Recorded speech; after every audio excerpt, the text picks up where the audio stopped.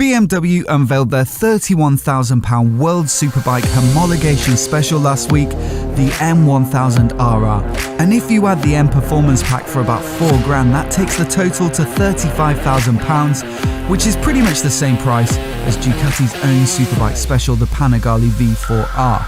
But which one is the best? In today's video, we'll take a look at the specs of each bike in order to figure out which of these incredible machines is the king of the road legal race bikes. But before we get started, if you're new here and you want to see more of the latest motorcycle news and rumours right here on YouTube, then please do remember to hit subscribe. Let's start with the engines, and the BMW M1000RR uses a modified version of the 999cc inline-4 that powers their super popular S1000RR sports bike. It inherits the same shift cam variable valve timing and valve lift system, which translates to strong low and mid-range torque before shifting over to more aggressive cams at 9,000 RPM for a rush of powerful top end. Modifications that are specific to the M1000RR engine include new 2-ring forged pistons, adapted combustion chambers, increased compression, longer and lighter titanium conrods, slimmer and lighter rocker arms, fully machined intake ports with new duct geometry, and optimizations on the camshafts and intake area. There's also a lightweight titanium exhaust courtesy of a Kropovic, which saves almost 4 kilograms over the standard S1000RR. As for the Ducati V4R, it uses a 998cc version of their Desmo Sedici Stradale V4 engine, which is over 100cc smaller in capacity to that used in their other Panigale V4s, owing to the 1000cc cap on bikes that compete in the Superbike World Champs. Features of this engine that differ from the M1000RR include, of course, its V4 layout with a twin pulse firing order that reproduces some of the character of the V-twins that Ducati used long before they moved over to 4-cylinder engines. It also has a counter-rotating crankshaft which helps to neutralize some of the rotational inertia of the wheels and drivetrain, resulting in a more nimble and agile machine. And of course, as the Desmo Sedici Stradale name suggests, it uses desmodromic valves like other Ducatis, whereby the camshafts both open and close the valves, as opposed to spring-actuated valve closure in most other motorcycles. This can help to eliminate valve float, which can occur particularly at high revs, leading to better performance. Other notable features of the V4R's engine include lighter internal components than the 1100cc version, such as titanium conrods and intake valves, as well as improved air intake efficiency owing to oval throttle bodies and aerodynamic throttle openings, which are connected to variable height air intake horns. Ducati claim that this helps the R version rev up quicker, as well as increasing the redline for more top-end performance. But at the end of the day, all that will matter to most of you is the power figures. The BMW is capable of 212 horsepower at 14,500 RPM, whereas the Ducati does 221 horses slightly higher up at 15,250 RPM. But it's worth noting that it can also go on to produce an incredible 234 horsepower peak with the optional track-only Kropovic full system. Perhaps no surprise given all the work that Ducati have done to improve the revvy top end of their engine, but what about peak torque? They actually produce similar figures of 113 Nm at 11,000 RPM for the BMW and 112 at 11,500 RPM for the Ducati, so there's really not a lot in it.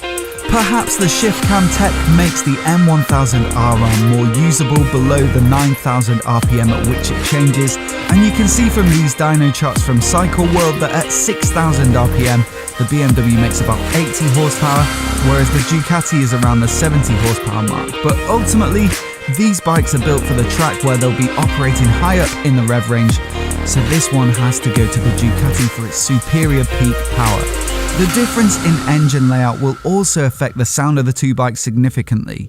I don't have a clear clip of the M1000RR, but here's the sound of the HP4 Race, which is essentially the predecessor to the M, with the same inline-4 layout.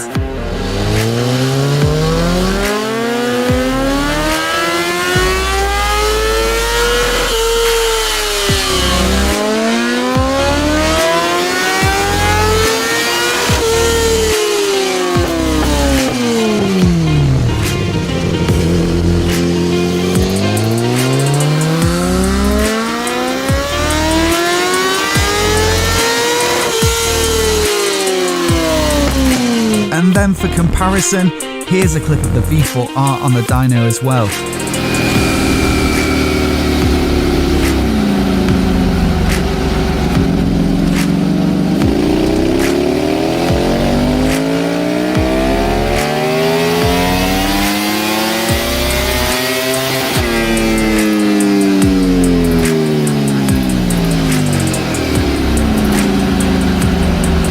The BMW certainly has that typical screaming inline-4 sound when the revs pick up, whereas the twin pulse of the Ducati brings a touch of character to the exhaust note.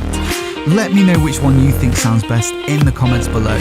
Comparing the chassis specs of these two bikes on paper obviously can't account for how the bikes feel, how they grip and how quickly they can lap a circuit, but realistically, I'm not going to be riding either of these £35,000 monsters anytime soon, nor would I have the skills to take them to their limits, but let's take a look anyways. The BM uses a bridge-type cast aluminium frame with the engine as a stressed member. There's an aluminium swing arm which is a little longer than the S1000RRs, and it also has an adjustable pivot point, allowing fine-tuning of the suspension geometry during track use. The M1000RR uses fully adjustable 45mm upside-down forks and a fully adjustable rear shock, both of which they say are optimized for track use.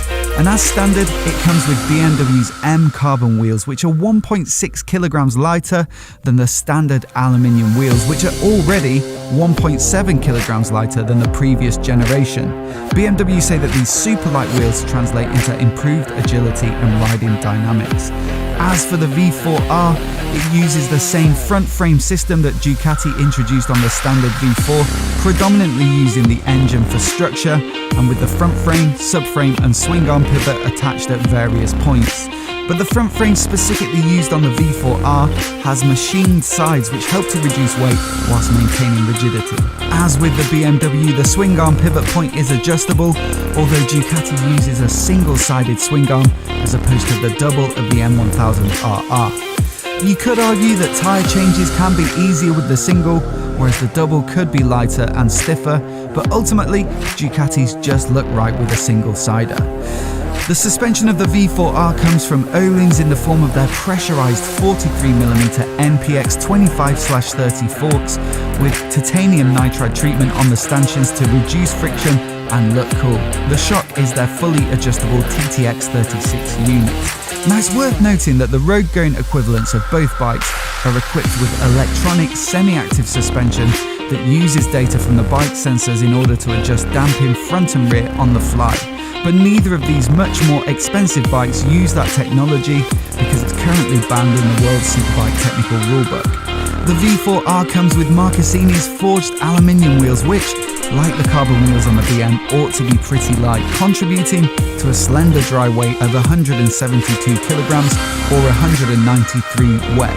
That's a couple of kilograms more than the M1000RR, which tips the scales at 170 kilograms dry.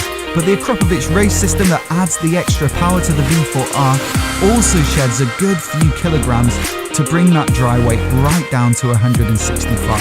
BMW worked with Nissin and applied their collective knowledge from their World Superbike partnership in order to create what they're calling the first ever M brake. It's lighter than the calipers on the S1000RR by 60 grams, offers better cooling, and a revised ratio at the lever offers better feel.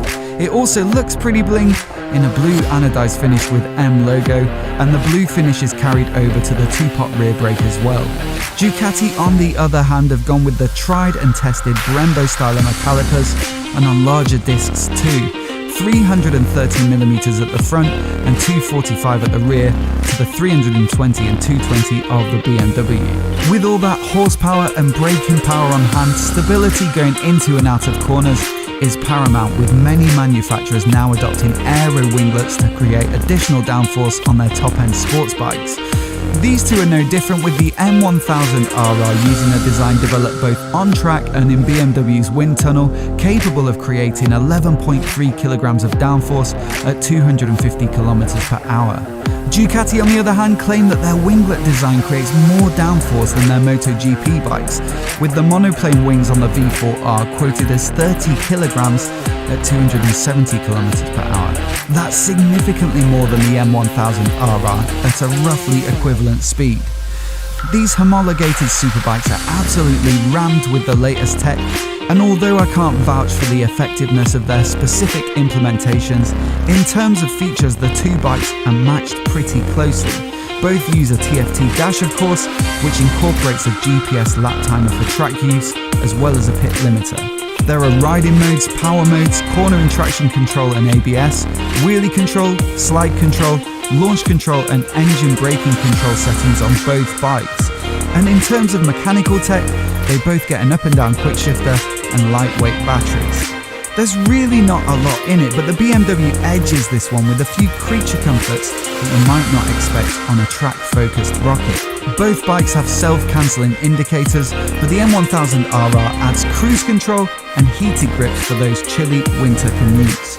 On top of that, it also includes their Hill Start Control Pro, which can automatically detect an incline and hold the brakes until you move off. It's usually included on heavy touring bikes, where rolling backwards with luggage and a passenger is far more likely, and you'd have to hope that the rider of a £35,000 212 horsepower superbike had already mastered hill starts, but you have to give it to BMW for the comprehensiveness of their technology. Not that anyone buying a bike at this level would be swayed by the looks, but it's worth a comparison of the visuals anyway. In many ways there's not a lot in it, with both having an aggressive design, hunching forward with a super short tail section. They also both get taller screens than their road-focused equivalents and frowning twin LED headlights to create a similar front end. I do like the M Sport paint job and extra carbon of the BMW, which elevates it to something that looks more exotic than the S1000RR, but at the same time, the classic red of the Ducati with a sharper, higher tail end, single-sided swing arm and bare aluminium tank is hard to resist. So with all that in mind, it's time to have your say. If you had the 35 grand burning a hole in your pocket, which would you go for? Let me know in the comments below. Both have their merits, but I'd love to know which bike you'd choose and why. So leave me a comment, and if you're new here and you want to see more videos like this, hit subscribe and I'll catch you next time.